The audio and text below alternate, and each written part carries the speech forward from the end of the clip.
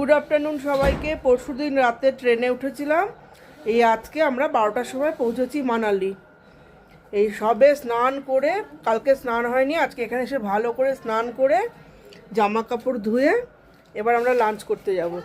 আমাদের হোটেলের সামনের ভিউটা দেখো, দেখো পাহাড়ের ওপর বরফ দেখা যাচ্ছে।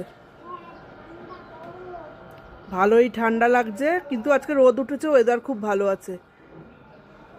এই যে আমাদের হোটেলের নাম 7 হিলস। সবাই যার যার ঘরে, সবাই ফ্রেশ হচ্ছে। হোটেলের রুমগুলো এই যে, এটা আমাদের রুম।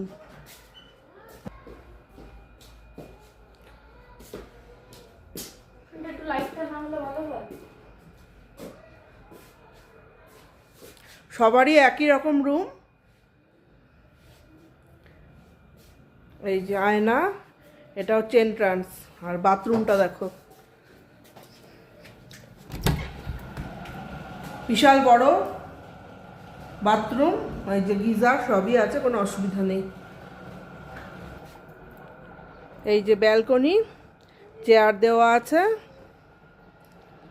আর আসার পথে দেখো চারদিকে আপেল গাছ, ওই যে সব আপেল গাছ। এগুলো এখন হয় না,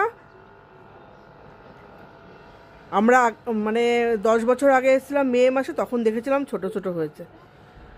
পুরোপুরি হতে মনে হয় সেপ্টেম্বর অক্টোবর লেগে যায়।